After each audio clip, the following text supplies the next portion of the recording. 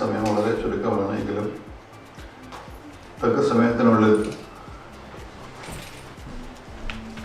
എൻ്റെ മെസ്സേജ് പറഞ്ഞ് തീർക്കണമെന്നാണ് ഞാൻ ആഗ്രഹിക്കുന്നത്. അതിനായിട്ട് റോമാലേഖനം 12-ാം അധ്യായം 1-2 വാക്യങ്ങൾ നമുക്ക് വായിക്കാം.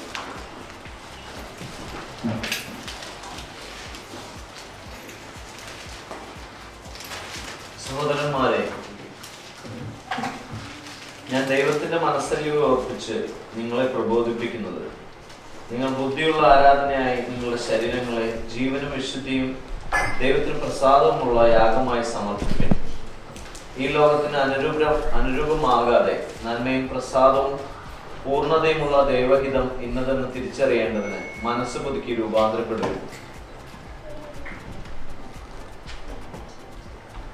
എൻ്റെ ഒന്നാമത്തെ സെർമണിൽ ഞാൻ സംസാരിച്ചത് ദൈവരാജ്യത്തിൻ്റെ ചില പ്രധാനപ്പെട്ട സവിശേഷതകളെ കുറിച്ചാണ്. രണ്ടാമത്തെ സെർമണിൽ ഞാൻ സംസാരിച്ചത് how to be fruitful in the kingdom of God, എങ്ങനെ നമുക്ക് ഫലവത്തായിരിക്കുവാൻ കഴിയും. ഇന്ന് ഞാൻ സംസാരിക്കുന്നത് രൂപാന്തരം അല്ലെങ്കിൽ transformation as the goal of the kingdom. ദൈവം നമ്മളെ ഈ ലോകത്ത് ആക്കി വെച്ചിരിക്കുന്നത് രക്ഷിക്കപ്പെടുവാൻ വേണ്ടി മാത്രമല്ല, രക്ഷ നമ്മുടെ ആത്മീയ ജീവിതത്തിലെ തുടക്കം മാത്രമേ ആകുന്നുള്ളൂ. ആ രക്ഷ നമ്മെ രൂപാന്തരത്തിലേക്ക് നടത്തുന്നത് ആയിരിക്കണം. ഒന്നാമത്തെയും രണ്ടാമത്തെയും വാക്യത്തിൽ അപ്പോസ്തലനായ പൗലോസ് എന്താണ് സത്യ ആരാധന, ട്രൂ വർഷിപ്പ് എന്താണ് എന്ന് താൻ വിശദമാക്കുമ്പോൾ തന്നെ താൻ ഇവിടെ ഉദ്ദേശിക്കുന്നത് ആരാധന എന്ന് പറയുന്നത് മനുഷ്യനെ രൂപാന്തരത്തിലേക്ക് നടത്തുന്നതായിരിക്കണം. ദൈവത്തിന് സ്തോത്രം. ഈ വാക്യം നമ്മൾ വായിക്കുമ്പോൾ നാം ഇവിടെ കാണുന്നത്, സഹോദരന്മാരെ, ദൈവത്തിൻ്റെ മനസ്സിൽ ഓർപ്പിച്ച് ഞാൻ നിങ്ങളെ പ്രബോധിപ്പിക്കുന്നത്, നിങ്ങൾ ബുദ്ധിയുള്ള ആരാധനയായി നിങ്ങളുടെ ശരീരങ്ങളെ ജീവനും വിശുദ്ധിയും ദൈവത്തിന് പ്രസാദവുമുള്ള യാഗമായി സമർപ്പിക്കുകയും ഈ ലോകത്തിന് അനുരൂപം ആകാതെ, വായിച്ചോട്ടെ, ഈ ലോകത്തിന് അനുരൂപമാകാതെ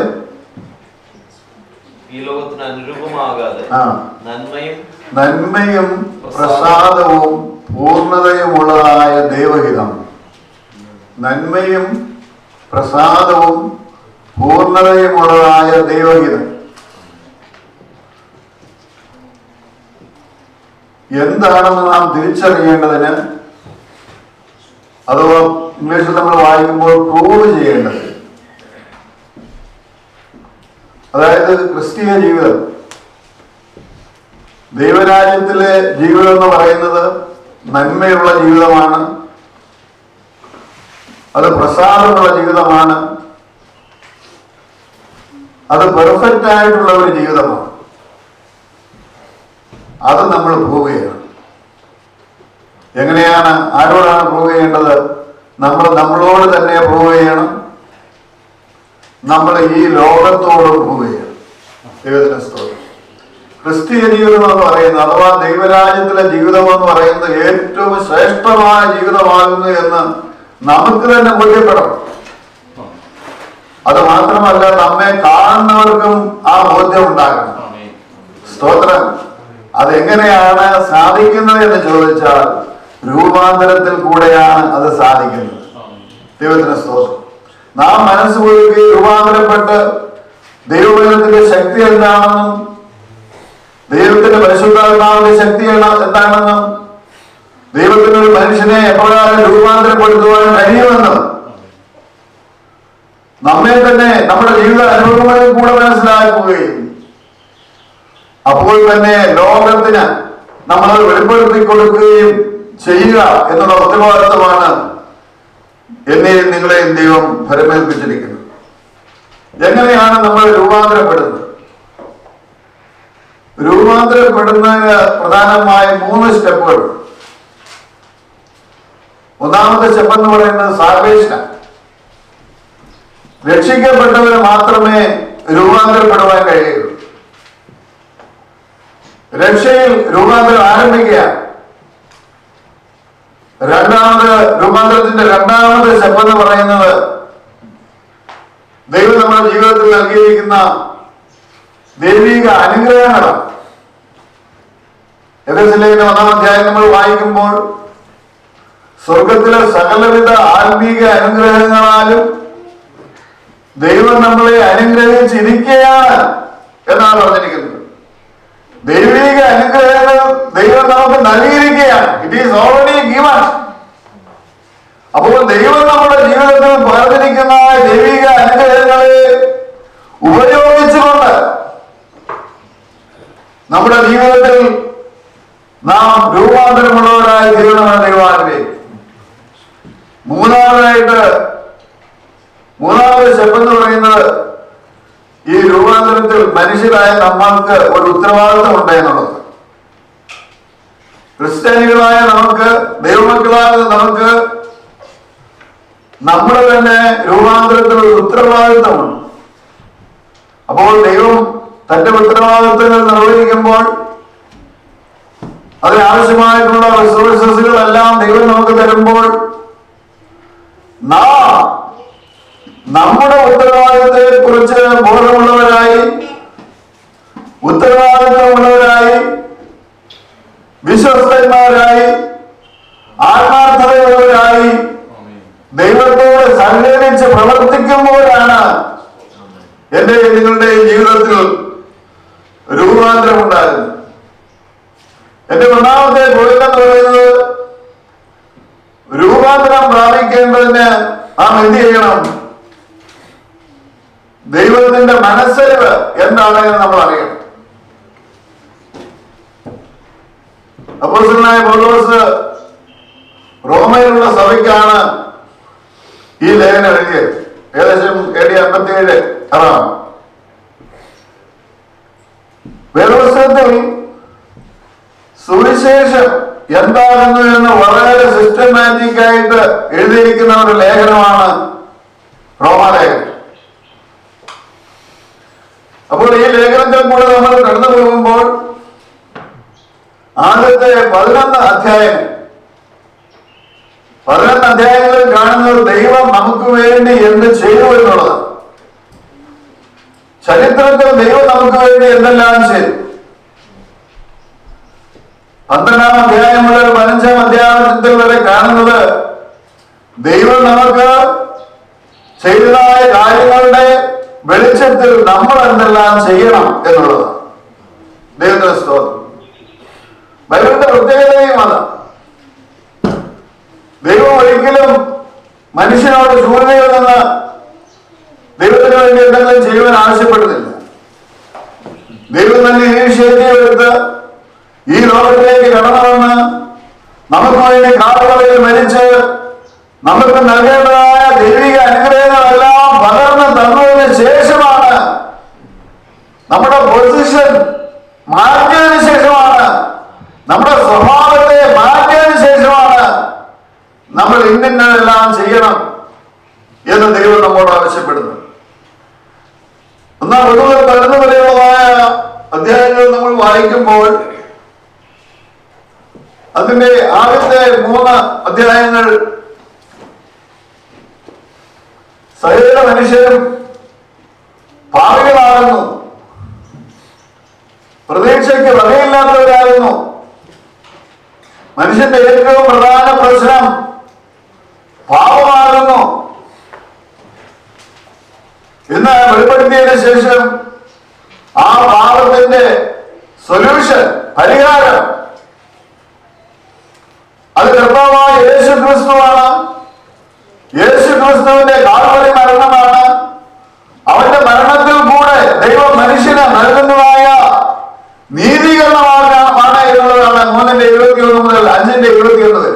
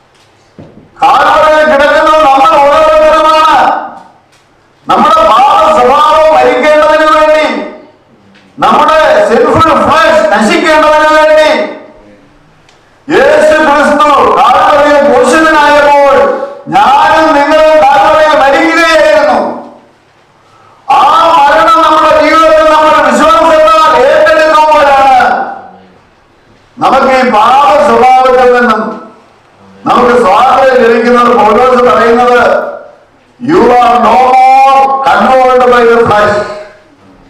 അർത്ഥം നമ്മൾ ജനപ്രകാരം ജീവിക്കേണ്ടവരല്ല. കാരണം ദൈവത്തിന്റെ പരിശുദ്ധാത്മാവിനെ ദൈവം നമുക്ക് നൽകി തന്നു. വീണ്ടും ജനനം ദൈവം നമുക്ക് നൽകി തന്നു. ദൈവിക കൃപകൾ ദൈവം നമുക്ക് നൽകി തന്നു.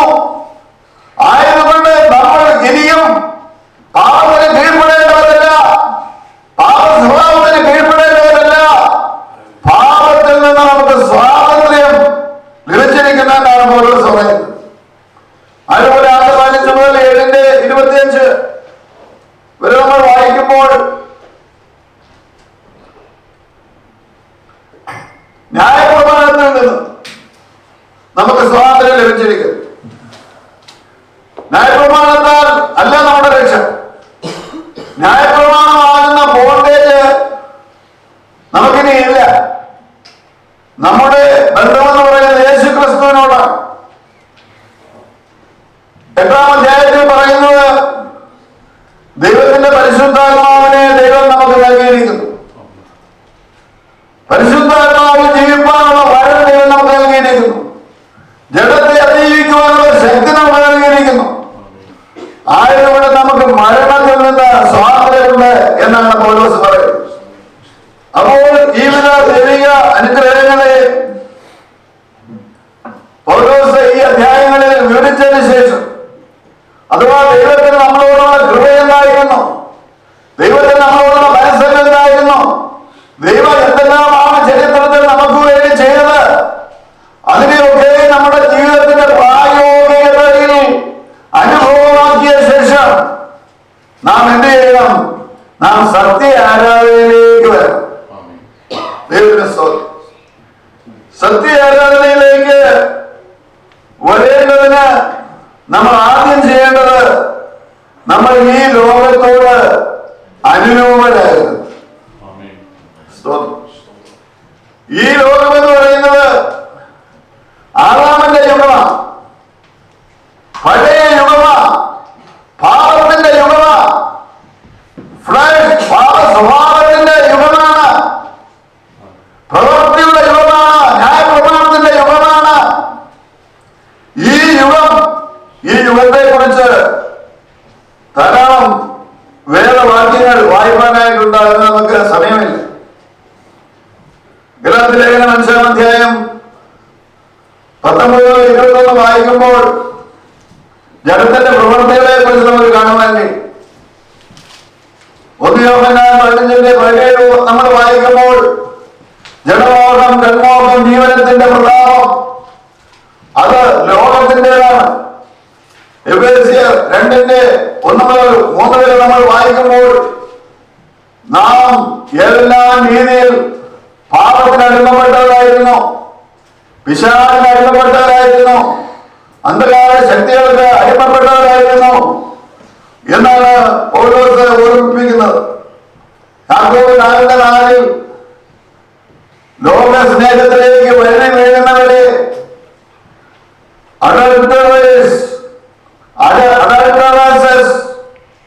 എന്നാണ് യാക്കോബ് സംബോധന ചെയ്യുന്നത്.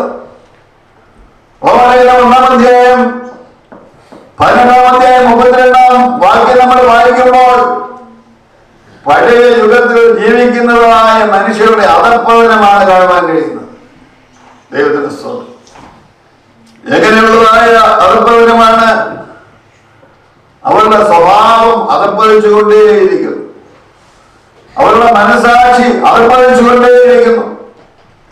ദൈവം സത്യം എന്താണെന്നവർക്ക് ബോധ്യപ്പെടുത്തി കൊടുത്തിട്ടും ദൈവത്തിന്റെ സത്യത്തെ അവർ അംഗീകരിക്കാതെ ദൈവത്തിന്റെ സത്യത്തെ അവർ മറച്ചു വെക്കുന്നത് കൊണ്ട്, അതിന് കീഴ്പ്പെടാത്തത് കൊണ്ട് ദൈവം അവരെ തള്ളിക്കളയുന്നതിന്റെ ഭാഗമായി അവരുടെ മനസാക്ഷി ഇരുണ്ടുപോകുന്നു. മാത്രമല്ല, ലോകത്തിലെ സകല പാപങ്ങളും ചെയ്യുവാൻ തക്കവണ്ണം ദൈവം അവരെ തള്ളിക്കളയും. ദൈവത്തിന്റെ സ്തോത്രം. അപ്പോൾ ഈ ലോകത്തിന്റെ പ്രത്യേകതകൾ ഒട്ടും നല്ല കാര്യങ്ങളല്ല. പൗലോസ് പറയുന്നത് ഈ ലോകത്തിന് എന്ത് ചെയ്യരുത്? അനുരൂപമാകരുത്. നിങ്ങളെ ദൈവം പുതിയ യുഗത്തിൽ ദൈവത്തിന്റെ രാജ്യത്തിൽ ദൈവം നിങ്ങളെ കൊണ്ടുവന്നു എങ്കിൽ പഴയ യുഗത്തിലേക്ക് നിങ്ങൾ മടങ്ങിപ്പോകരുത്.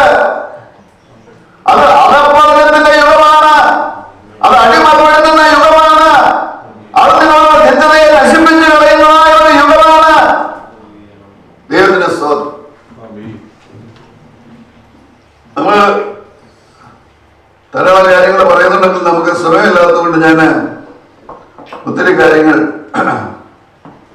അപ്പോൾ എങ്ങനെയാണ് രൂപാന്തരത്തിലേക്ക് വരുന്നത്? രൂപാന്തരത്തിലേക്ക് വരാനായിട്ട് പൗലോസ് നമ്മുടെ മുമ്പിൽ വയ്ക്കുന്ന ഉപാധികളിൽ നിന്ന് നമ്മുടെ മനസ്സിനെ നമ്മൾ പുതുക്കണം. നമ്മുടെ മനസ്സിനെ നമ്മൾ പുതുക്കണം. അപ്പോൾ ആദാമിന്റെ യുഗത്തിൽ, പഴയ യുഗത്തിൽ നമ്മൾ ജീവിച്ചിരുന്നപ്പോൾ നമ്മുടെ മാനസിക നില എന്ന് പറയുന്നത് ഒരു കറക്റ്റഡ് സിസ്റ്റമായിരുന്നു. നമ്മളെ കമ്പ്യൂട്ടർ ഉപയോഗിക്കുന്നതിന് അതിന്റെ ഓപ്പറേറ്റിംഗ് സിസ്റ്റം കറക്റ്റഡ് ആയാൽ എന്ത് സംഭവിക്കും? അത് ഫംഗ്ഷൻ ചെയ്യുമോ? ഇല്ല, അത് മാൽ ഫംഗ്ഷൻ ചെയ്തുകൊണ്ടേ എന്ന് പറയുന്നത് പോലെ ആറാമന്റെ യുഗത്തിൽ ജീവിച്ചിരുന്ന മനുഷ്യൻ മാനസികമായി തകർന്നവരും മാനസികമായി അപരിചിതനുമായിരുന്നുവെങ്കിൽ പൗലോസ് പറയുന്നത് നിങ്ങളുടെ മനസ്സ് അങ്ങനെ ആകരുതെന്ന.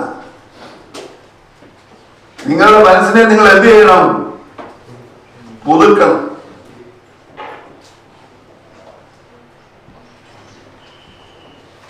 എങ്ങനെ പുതുക്കണം? ദൈവം നിങ്ങളെ ഒരു പുതിയ സൃഷ്ടിയാക്കിയിരിക്കുക. ദൈവത്തിന് സ്തോത്രം. നമ്മുടെ പഴയ മനസ്സല്ല, ആ കറക്റ്റഡ് ഓപ്പറേറ്റിംഗ് സിസ്റ്റം എല്ലാം ദൈവം എടുത്തു കളഞ്ഞിട്ട് ഹാർഡ്വെയർ എല്ലാം അപ്ഡേറ്റ് ചെയ്തു. ഒരു പുതിയ അപ്ഡേറ്റഡ് വെർഷൻ, ഏറ്റവും പുതിയ അപ്ഡേറ്റഡ് OS ആണ് ദൈവം നമ്മൾ നൽകിയിരിക്കുന്നത്. അതാണ് ന്യൂ ക്രിയേഷൻ എന്ന് പറയുന്നത്. ദൈവത്തിന്റെ സ്തോത്രം.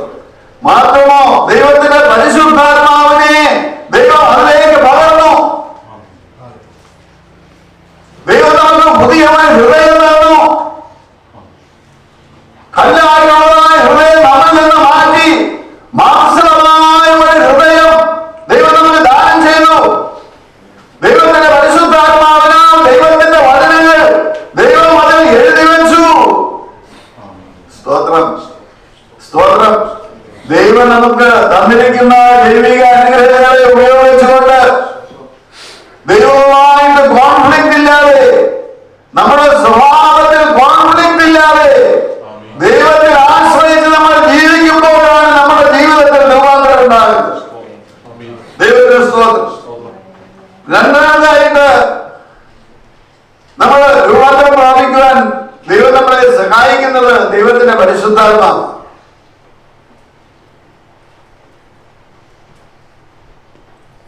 ദൈവത്തിന്റെ പരിശുദ്ധാത്മാവ് നമ്മളെ രൂപാന്തരപ്പെടുത്തുന്നത്. ബി ട്രാൻസ്ഫോം എന്ന് പറയുന്നത് it is A passive voice. നമുക്ക് നമ്മളെ രൂപാന്തരപ്പെടുത്തുവാൻ സാധിക്കുകയില്ല. നമ്മെ രൂപാന്തരപ്പെടുത്തേണ്ടത് പരിശുദ്ധാത്മാവാണ്. പരിശുദ്ധാത്മാവ് നമ്മെ രൂപാന്തരപ്പെടുത്തുന്നത് ദൈവത്തിന്റെ വചനത്തിൽ കൂടെയാണ്. ഇന്ന് അനേകരും ആത്മാവിന്റെ പുറകെ ഓടുക. വചനം വേണ്ട. വചനം സംസാരിക്കുമ്പോൾ ഉറക്കം വരിക. എവിടെങ്കിലും ആത്മാവുണ്ട്, അത്ഭുതങ്ങളുണ്ട്, വീരപ്രവൃത്തികളുണ്ട്, ഹീലിങ്സ് ഉണ്ട്, അതിന്റെ പുറകെ മനുഷ്യ ഓടുക. സ്തോത്രം. ഇത് സത്യം വിട്ട് തെറ്റിപ്പോയതിന്റെ ഒരു ഫലമാണ്. അതിനെക്കുറിച്ചൊന്ന് എക്സ്പ്ലെയിൻ ചെയ്യാൻ സമയമില്ല എനിക്ക്.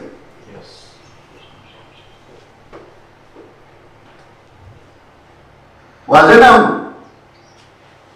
പരിശുദ്ധാത്മാവ് എങ്ങനെ ലഭിച്ചത് മനുഷ്യർക്ക്? ബൈബിളിൽ നമ്മൾ വായിക്കുന്നത് കൊർന്നേലിയസിന്റെ വചനത്തിൽ പരിശുദ്ധാത്മാവ് ലഭിച്ചു. എങ്ങനെയാ ലഭിച്ചത്? വചനം കേട്ടതുള്ള മേലാ പരിശുദ്ധാത്മാവ്. പരിശുദ്ധാത്മാവ് വചനത്തോട് ചേർന്നാണ് ഇരിക്കുന്നത്. വചനവും പരിശുദ്ധാത്മാവും വേർതിരിക്കാൻ സാധ്യമല്ല. ദൈവവചനത്താലുള്ള പരിശുദ്ധാത്മാവാണ് എനിക്ക് നിങ്ങൾക്ക് വേണ്ടിയത്. എല്ലാത്തിനെയും നമ്മൾ വായിക്കുമ്പോൾ വിശ്വാസത്തിന്റെ പ്രസംഗം കേട്ടവരിലാണ് പരിശുദ്ധാത്മാവ്. സ്തോത്രം. യേശു ക്രിസ്തു പറഞ്ഞത് ഞാൻ സംസാരിച്ച വചനം തന്നെ അത് ജീവനും ആത്മാവുമാകുന്നു എന്നാണ് പറഞ്ഞേക്കുന്നത്. നാം ദൈവത്തിന്റെ വചനത്താൽ നിറയപ്പെടുന്നു എങ്കിൽ മാത്രമേ ദൈവത്തിന്റെ പരിശുദ്ധാത്മാവിനാൽ നിറയപ്പെടുകയുള്ളൂ. അങ്ങനെയുള്ള ആത്മാവിന് വേണ്ടി നമ്മൾ വാഞ്ചിക്കാം, ഇല്ലെങ്കിൽ നമ്മൾ തെറ്റിപ്പോകും. കാരണം അന്ത്യകാലത്ത് വേറെ ആത്മാവുണ്ട്, വേറെ സുവിശേഷമുണ്ട്, വേറെ യേശുവുണ്ട്, വേറെ രക്ഷയുണ്ട്. ഇതിലൊന്നും പറഞ്ഞു പോകരുത് എന്നാണ് പോലെ തെളിഞ്ഞിരിക്കുന്നത്. സ്തോത്രം, സ്തോത്രം. അപ്പോൾ വചനത്തിൽ കൂടെയുള്ളതായ പരിശുദ്ധാത്മാവ്, വചനം ഒരു വ്യക്തി പറഞ്ഞാൽ നമ്മൾ വചനത്താൽ എത്രത്തോളം നിറയുന്നുവോ അത്രത്തോളം പരിശുദ്ധാത്മാവിനാൽ നിറയുന്നു എന്ന്. പക്ഷെ വചനം നമ്മുടെ തലയിൽ വന്നതുകൊണ്ട് ആയില്ല. അത് പിശാച നമ്മളെക്കാൾ മിടുക്കും, നമ്മളെക്കാൾ അറിവുണ്ടാവുന്ന ആ കാര്യം. വചനം തലയിൽ നിന്ന് എങ്ങോട്ട് വരണം? ഹൃദയത്തിലേക്ക് വരണം. വചനം തലയിൽ നിന്ന് ഹൃദയത്തിലേക്ക് വരണമെങ്കിൽ കേൾക്കുന്നതായ വചനത്തെ നമ്മൾ ഗ്രഹിക്കുക മാത്രമല്ല, ആ വചനത്തെ നമ്മൾ അനുസരിക്കുന്നവരും ആ വചനം എന്റെയും നിങ്ങളുടെയും ജീവിതത്തിന്റെ ഭാഗമായി തീരുകയും ചെയ്യുമ്പോഴാണ് ആ വചനം തലയിൽ നിന്ന് ഹൃദയത്തിലേക്ക് വരുന്നത്. സ്തോത്രം. ഹൃദയത്തിൽ വരുന്ന വചനമാണ് യഥാർത്ഥ വചനം എന്ന് പറയുന്നത്. അപ്പോൾ ദൈവവചനത്തോട് ചേർന്ന് നിൽക്കുന്ന ആത്മാവിനെയാണ് നമുക്ക് വേണ്ടത്. നമുക്ക് അബദ്ധം പറ്റിപ്പോകരുത്. 2 Corinthians 3 ഒരു വാക്യമുണ്ട്, അക്ഷരം കൊല്ലുന്നു, ആത്മാവ് ജീവിപ്പിക്കുന്നു. ഈ പ്രൊസപ്പറ്റി തിയോളജൻസ് അല്ല ഇതിനെ എടുത്ത് മിസ്ഇന്റർപ്രിറ്റ് ചെയ്യുക. അക്ഷരം എന്ന് പറയുന്നത് ദൈവജന, അതിന്റെ പുറകെ പോകണ്ട, ആത്മാവിന്റെ പുറകെ പോയാൽ മതി എന്നാണ് പറയുന്നത്. എന്നാൽ അവിടെ അക്ഷരം എന്ന് പറയുന്നത് ദൈവജനമല്ല. അക്ഷരം എന്ന് പറയുന്നത് ന്യായപ്രമാണം. ന്യായപ്രമാണം എന്ന് പറഞ്ഞാലൊക്കെ ന്യായപ്രമാണത്തോടുള്ള തെറ്റായ സമീപനങ്ങൾ കൊണ്ടാണ് ന്യായപ്രമാണം ഒരു മനുഷ്യനെ കൊല്ലുന്നത് അല്ലെങ്കിൽ ശിക്ഷിക്കുന്നത്. ന്യായപ്രമാണത്തെ നമ്മൾ വിശ്വാസത്താൽ സമീപിക്കുകയാണെങ്കിൽ നമുക്കത് തെളിഞ്ഞു വരുന്നത് യേശു ക്രിസ്തുവിനെയാണ്. പഴയ വിശുദ്ധന്മാരെങ്ങനെ രക്ഷിക്കപ്പെട്ടത്? ദൈവത്തിന്റെ സ്തോത്രം. അപ്പോൾ വിശ്വാസത്താൽ അതിനെ സമീപിക്കുന്നവന് ന്യായപ്രമാണത്തിൽ കൂടെ രക്ഷയുണ്ടായിരുന്നു. ദൈവത്തിന്റെ സ്തോത്രം. അപ്പോൾ നമുക്ക് ദൈവത്തിന്റെ പരിശുദ്ധാത്മാവിനെ ദൈവം നമുക്ക് നൽകിയിരിക്കും. അടുത്തതായിട്ട് നമുക്ക് രൂപാന്തരം പ്രാപിക്കുവാൻ കഴിയണമെങ്കിൽ നമ്മുടെ ശരീരത്തെ നമ്മൾ സമർപ്പിക്കണം.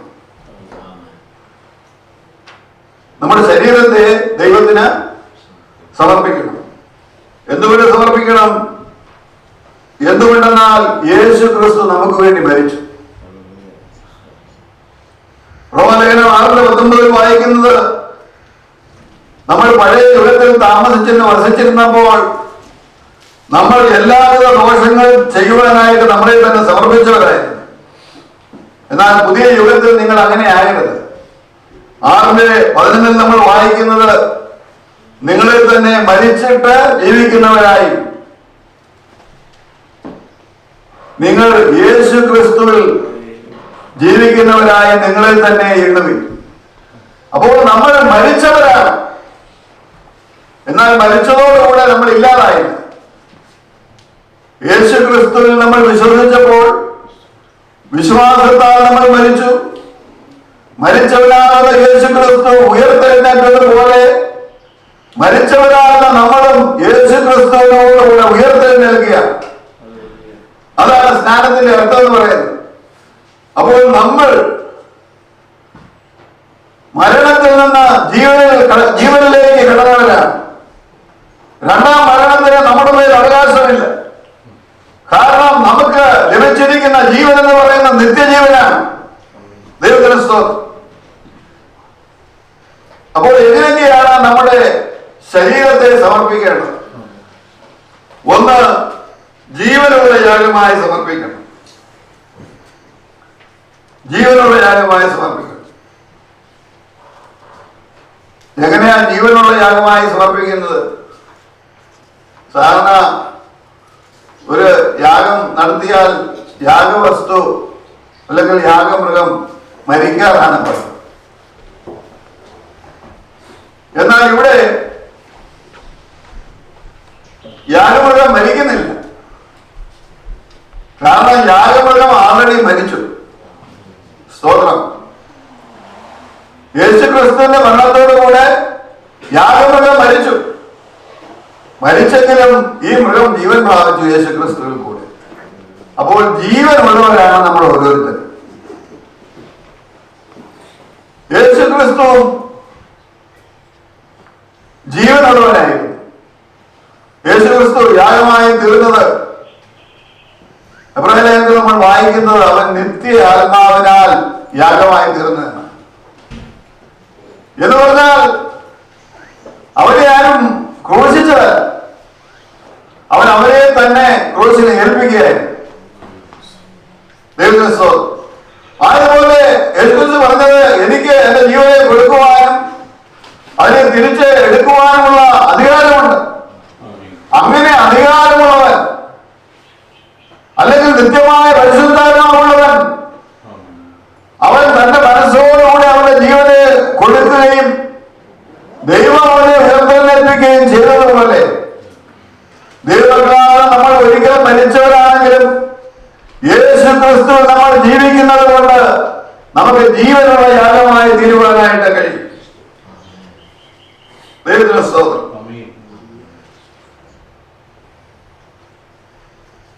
പുതിയ നിയമത്തിൽ വരുമ്പോൾ യാഗം വേറെയാണ്, യാഗപീഠവും വേറെ. പുതിയ നിയമത്തിൽ, പഴയ നിയമത്തിൽ കുറച്ച് മൃഗങ്ങളെ കൊണ്ടുവന്നാണ് മതിയായത്. പക്ഷേ പഴയ നിയമത്തിൽ, പുതിയ നിയമത്തിൽ ദൈവം പറയുന്നത് ഞാനും നിങ്ങളും നമ്മെ തന്നെ യാഗമായി സമർപ്പിക്കും. അപ്പോൾ യാഗം സമർപ്പിക്കുന്ന പുരോഹിതൻ നമ്മൾ തന്നെയാണ്, യാഗമൃഗവും നമ്മൾ തന്നെയാണ്. അപ്പോൾ നമ്മെ തന്നെ നമ്മൾ എന്ത് ചെയ്യണം? ദൈവത്തിന്റെ അൾത്താരയിൽ, എന്താണ് ദൈവത്തിന്റെ അൾത്താര? കാൽവരി ക്രൂശ. പുതിയ നിയമത്തിലെ അൾത്താര എന്ന് പറയുന്നത് കാൽവരി ക്രൂശ. ഒരുവനെ അനുഗമിക്കുവാൻ ഇച്ഛിച്ചാൽ അവൻ തന്റെ കുരിശ് എടുത്ത് എന്നെ അനുഗമിക്കട്ടെ. അപ്പോൾ യേശുക്രിസ്തുവിന്റെ ക്രൂശിൽ ദിനംതോറും യാഗമായി തീർന്ന നാം നമ്മെ തന്നെ രൂപാന്തരത്തിന്റെ അനുഭവത്തിലേക്ക് വരുവാനായിട്ട് നമുക്ക് കഴിയണം എന്നാണ് പൗലോസ് ഇവിടെ പറയുന്നത്. ദൈവത്തിന്റെ സ്തോത്രം. അടുത്തത് അത് ഹോളി സാക്രിഫൈസ് ആയിരിക്കണം, അല്ലെങ്കിൽ ആ യാഗം വിശുദ്ധമായിരിക്കണം. എന്താണ് ഹോളി സാക്രിഫൈസ് അല്ലെങ്കിൽ വിശുദ്ധയാഗം എന്ന് പറയുന്നത്? നമ്മെ തന്നെ ദൈവത്തിന്റെ സന്നിധാനത്തിൽ വിശുദ്ധിയുള്ളവരാക്കി തീർക്കണം. ദൈവം നമ്മളെ വിശുദ്ധീകരിച്ചു, ഒരിക്കലായിട്ട് ദൈവം നമ്മളെ വിശുദ്ധീകരിച്ചു. പക്ഷേ ആ വിശുദ്ധീകരണത്തിൽ മാത്രം നിന്നാൽ സാധിക്കുകയില്ല. നമ്മുടെ ജീവിതത്തിൽ തുടർച്ചയായിട്ടുള്ള വിശുദ്ധീകരണം നടന്നുകൊണ്ടേയിരിക്കണം. അതാണ് ദൈവം നമ്മളെ കുറിച്ച് ആഗ്രഹിക്കുന്നത്. സ്തോത്രം. ദൈവം ഒരുവനെ വിളിക്കുന്നതും ഒരുവനെ വിശുദ്ധീകരിക്കുന്നതും എന്തിനു വേണ്ടിയാണ്? ദൈവം അവരെ ഉപയോഗിക്കാൻ വേണ്ടിയാണ്. നാം ദൈവത്തിന് പ്രയോജനമുള്ളവരായി തീരണം. അതുകൊണ്ട് അതാണ് ദൈവം വിശുദ്ധീകരണത്തിൽ കൂടെ ആഗ്രഹിക്കുന്നത്. സ്തോത്രം. ദൈവത്തിന്റെ ഹിതത്തിനായി നമ്മൾ സമർപ്പിക്കുമ്പോൾ, വിശുദ്ധീകരണത്തിനായി നമ്മളെ തന്നെ സമർപ്പിക്കുമ്പോൾ, ആ വിശുദ്ധീകരണത്തിന് ഒരു ലക്ഷ്യമുണ്ട്. അത് ദൈവത്തിന്റെ പ്രവൃത്തികൾ ചെയ്യുവാനായി നമ്മെ തന്നെ സമർപ്പിക്കുകയാണ്. സ്തോത്രം. അങ്ങനെയുള്ള യാഗത്തിലാണ് ദൈവം പ്രസാദിക്കുന്നത്. എങ്ങനെയുള്ള യാഗം? ജീവനുള്ളതായ യാഗം. ജീവനുള്ള യാഗം കഴിക്കണമെങ്കിൽ മരിച്ചവനെ ഒക്കത്തുള്ളൂ. യഥാർത്ഥത്തിൽ പാപത്തിന് മരിക്കാത്തവർക്ക്, ജഡത്തിന് മരിക്കാത്തവർക്ക് ജീവനുള്ള യാഗം കഴിക്കാൻ സാധ്യമല്ല. സ്തോത്രം. അങ്ങനെയുള്ള യാഗത്തിൽ ദൈവം പ്രസാദിക്കത്തുമില്ല. എങ്ങനെയാണ് ഒരു യാഗം ദൈവത്തിന് പ്രസാദമായോ ഇല്ലയോ എന്ന് അറിയുന്നത്? പഴയ നിയമത്തിൽ നമ്മൾ നോക്കുകയാണെങ്കിൽ ദഹിപ്പിക്കുന്ന യാഗത്തെ ദഹിപ്പിക്കുന്നത് ദൈവത്തിന്റെ തീയാണ്. ദൈവത്തിന്റെ തീ ഇറങ്ങി വന്ന ആ യാഗത്തെ ദഹിപ്പിക്കും. ദൈവത്തിന്റെ സ്തോത്രം. സമാഗമന കൂടാരം മോശ ദൈവത്തിന്റെ കൽപ്പന പ്രകാരം എല്ലാം പണിതു. അതെല്ലാം ദൈവത്തിന്റെ കൽപ്പന പ്രകാരം വളരെ ഭംഗിയായി അവൻ പണിഞ്ഞു എന്നുള്ളത് ദൈവം അംഗീകരിച്ചത്. ദൈവം അതിലേക്ക് തീയുടെ രൂപത്തിൽ ഇറങ്ങി വന്ന് അതിൽ വസിക്കുക മാത്രമല്ല, ആ യാഗപീഠത്തിലെ യാഗത്തെ ദഹിപ്പിക്കുകയും ചെയ്തു. ദഹിപ്പിക്കുകയും ചെയ്ത് മാത്രമല്ല, ഈ അഗ്നി മാത്രമേ അവിടെ എരിയുവാൻ പാടുള്ളൂ. അന്യാഗ്നി കത്തിക്കുവാൻ പാടില്ല. സമാഗമന കൂടാരത്തിൽ ദൈവത്തിന്റെ അഗ്നി മാത്രമേ പാടുള്ളൂ. അവിടെ എരിയുന്നതായ മെഴുകുതിരിയിൽ ദൈവത്തിന്റെ അഗ്നി മാത്രമേ പാടുള്ളൂ. ശലോമോന്റെ ദേവാലയത്തിൽ ദൈവത്തിന്റെ അഗ്നി ഇറങ്ങി വന്നു. അപ്പോൾ ദൈവത്തിന് അംഗീകാരം ആയി എന്ന് അറിയാമെങ്കിൽ ദൈവത്തിന്റെ അഗ്നി ഇറങ്ങി വരണം. അതാണ് പെന്തക്കോസ്തിനാണ് സംഭവിച്ചത്. യേശുക്രിസ്തു അവരോട് കൽപ്പിച്ചതുപോലെ അവരവരുടെ ജീവിതത്തെ ക്രമീകരിച്ച് പരിശുദ്ധാത്മാവിന് വേണ്ടി കാത്തിരുന്നപ്പോൾ ദൈവത്തിന്റെ പരിശുദ്ധാത്മാവ് ഇറങ്ങി വന്നു. ദൈവത്തിന്റെ സ്തോത്രം. എന്റെയും നിങ്ങളുടെയും ജീവിതത്തിലും എന്ത് വേണം? ദൈവത്തിന്റെ അംഗീകാരം ലഭിക്കണമെങ്കിൽ പരിശുദ്ധാത്മാവ് നമ്മുടെ ജീവിതത്തിൽ ഇറങ്ങി വരണം. സ്തോത്രം. നമ്മുടെ യാഗം ദൈവത്തിന് അംഗീകാരമാണ്. ദൈവത്തിന് അത് വിശുദ്ധിയുള്ളതാണ്. അതിനെ ദൈവം അംഗീകരിക്കുന്നു എന്നുണ്ടെങ്കിൽ ദൈവത്തിന്റെ പരിശുദ്ധാത്മാവ് ഇറങ്ങി വരണം. കാരണം ദൈവത്തിന്റെ പരിശുദ്ധാത്മാവ് നമ്മിൽ വസിക്കുന്നെങ്കിൽ മാത്രമേ നമ്മുടെ ജീവിതത്തിൽ രൂപാന്തരം ഉണ്ടാകുകയുള്ളൂ. ദൈവത്തിന്റെ സ്തോത്രം.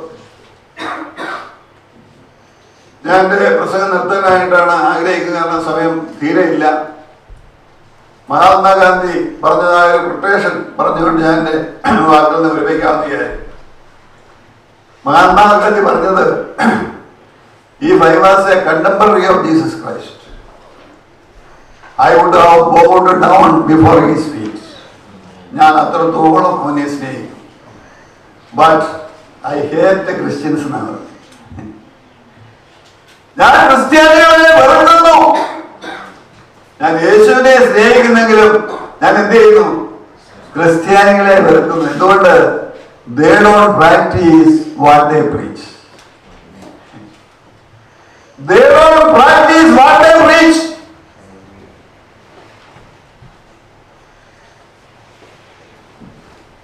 അത് മാത്രമല്ല, താൻ പറഞ്ഞത്, if the Christians in India were true Christians, India should have been converted many times by now. ഇന്ത്യയിലെ ക്രിസ്ത്യാനികൾ യഥാർത്ഥ ക്രിസ്ത്യാനികളായിരുന്നെങ്കിൽ എത്രയോ തവണ ഇന്ത്യ എന്ത് ചെയ്യുമായിരുന്നു? രൂപാന്തരപ്പെടുമായിരുന്നു. എന്നിട്ട് താനൊരു പ്രിസ്ക്രിപ്ഷൻ കൂടെ പറഞ്ഞാണ് ക്രിസ്ത്യാനികൾ. എന്താണെന്നറിയാമോ? You should preach the gospel of the rose. റോസാ പുഷ്പത്തിന്റെ സുവിശേഷം നിങ്ങൾ പ്രസംഗിക്കണം. എന്താണ് റോസാ പുഷ്പത്തിന്റെ സുവിശേഷം എന്നറിയാമോ? ഒരു റോസാ പുഷ്പം ഉണ്ടെങ്കിൽ അതിന് മണമുണ്ട്, അതിൽ തേനുണ്ട്.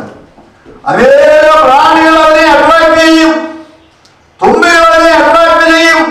അതിന്റെ മണവും അതിന്റെ മധുരവും അതിന്റെ തേനും അത് രുചിക്കും. അതിന് പ്രോപ്പറേഷന്റെ ഒന്നും ആവശ്യമില്ല. നിങ്ങൾ വെറുതെ അടർന്ന് ചെയ്യേണ്ട കാര്യമില്ല. ഈ ഭാരതത്തിൽ നിങ്ങൾ യഥാർത്ഥ ക്രിസ്ത്യാനികളാണോ? നിങ്ങൾ രൂപാന്തരം പ്രാപിച്ചവരാണോ? നിങ്ങൾ പറയുന്നത് നിങ്ങളുടെ ജീവിതത്തിൽ പ്രായോഗികമായി വരുത്തുന്നവരാണോ? അനേകം നിങ്ങളെ അനുഗമിക്കുന്ന മഹാത്മാഗാന്ധി. ദൈവത്തിന് സ്തോത്രം. ദൈവത്തിന് സ്തോത്രം. ദൈവരാജ്യത്തുള്ള ജീവിതം എന്ന് പറയുന്നത് രൂപാന്തരത്തിന്റെ ജീവിതമാണ്. രൂപാന്തരത്തിന്റെ ജീവിതമാണ്. രൂപാന്തരം എന്നിലും നിങ്ങളിൽ നടക്കുന്നില്ല എങ്കിൽ അത് ആരാധനയാകുന്നില്ല. നമ്മൾ ആരാധനയുടെ പേരിൽ ഒത്തിരി ബഹളങ്ങൾ ഉണ്ടാക്കാറുണ്ട്. യഥാർത്ഥ ആരാധന എന്തിനാണ് പൗലോസ് റോമർ 12:1-2 വായിക്കുന്നത്? എന്റെ നിങ്ങളുടെ ജീവിതത്തിൽ നമ്മുടെ ആരാധന, നമ്മുടെ സമർപ്പണം, നമ്മുടെ ത്യാഗമനോഭാവം, ദൈവമേ എന്റെ ഇഷ്ടമല്ല നിന്റെ ഇഷ്ടമാണ് എനിക്ക് ആവശ്യമായിരിക്കുന്നത് എന്ന് തന്റെ പുത്രൻ അപേക്ഷിച്ചതുപോലെ എന്റെ ജീവിതത്തിൽ എന്റെ ഇഷ്ടമല്ല ദൈവമേ നിന്റെ ഇഷ്ടം നിറവേറട്ടെ. അങ്ങനെ സമർപ്പിക്കുമ്പോഴാണ് നമുക്ക് രൂപാന്തരം ഉണ്ടാകുന്നത്. സ്തോത്രം, സ്തോത്രം. ഈ രൂപാന്തരം എന്ന് പറയുന്നത് it is a movement from self centredness to God centredness.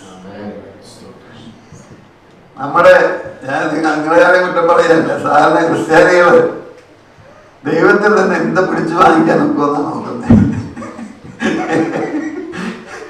പണ്ട് ബിഷപ്പ് പറഞ്ഞോളെ താ താ തരികിട താ, എല്ലാം ഇങ്ങോട്ട് പോരട്ടെ പോരട്ടെ പോരട്ടെ, ഇനി എന്തുണ്ട് ചോദിക്കാൻ. ഏത് ഉപദേശമാരുടെ പുറകിലും പോകും, പ്രായത്തിന്റെ പുറകിലും പോകും. ഇനി എന്തെങ്കിലും കിട്ടാനുണ്ടോ? അവര് വേടിക്കാനിരിക്കുക. അവര് ഒന്ന് വെച്ചാൽ 2 കിട്ടുമെന്ന് പറഞ്ഞിരിക്കുന്ന ആൾക്കാരാണ്. നമ്മുടെ കാതിലുള്ളത് കഴുത്തിലുള്ളത് എല്ലാം അങ്ങോട്ട് കൊടുത്താൽ മതി. അതല്ല ക്രിസ്ത്യ ജീവിതം എന്ന് പറയുന്നത്. സ്തോത്രം, സ്തോത്രം. യഥാർത്ഥ ക്രിസ്തീയ ജീവിതം രൂപാന്തരത്തിന്റെ ജീവിതമാണ്. എന്നിട്ട് നിങ്ങളിൽ രൂപാന്തരം ഉണ്ടാകുമ്പോഴാണ് നമ്മൾ ഭൂമിയുടെ ഉപ്പാകാരം വെക്കുന്നത്. രൂപാന്തരം ഉണ്ടാകുമ്പോഴാണ് നമ്മൾ ലോകത്തിന്റെ വെളിച്ചമായി തീരുന്നത്. ദൈവരാജ്യത്തിന്റെ ജീവിതം എന്ന് പറയുന്നത് രൂപാന്തരത്തിന്റെ ജീവിതമാണ്. രക്ഷയുടെ ഗോൾ എന്ന് പറയുന്നത് ഗ്ലോറിഫിക്കേഷനാണ്, മഹത്വീകരണമാണ്. മഹത്വീകരണത്തിലേക്ക് നമ്മൾ പ്രവേശിക്കുന്ന രൂപാന്തരത്തിലൂടെ. സ്തോത്രം. രൂപാന്തരത്തിന്റെ ക്ലൈമാക്സ് ഗ്ലോറിഫിക്കേഷൻ എന്ന് പറയുന്നത്. ദൈവങ്ങളെ, എനിക്ക് നിങ്ങളോട് പറയാനുള്ളത്, ഞാൻ ഈ മെസ്സേജ് ഞാൻ എന്നോട് തന്നെ പറയുക, നമ്മുടെ ജീവിതത്തിൽ രൂപാന്തരം നടന്നുകൊണ്ടേ ഇരിക്കുന്നില്ലെങ്കിൽ നമ്മുടെ ക്രിസ്തീയ ജീവിതം കൊണ്ട് ഒരു പ്രയോജനമില്ല. എന്റെയും നിങ്ങളുടെയും ജീവിതത്തിൽ രൂപാന്തരം നടന്നുകൊണ്ടേയിരിക്കണം.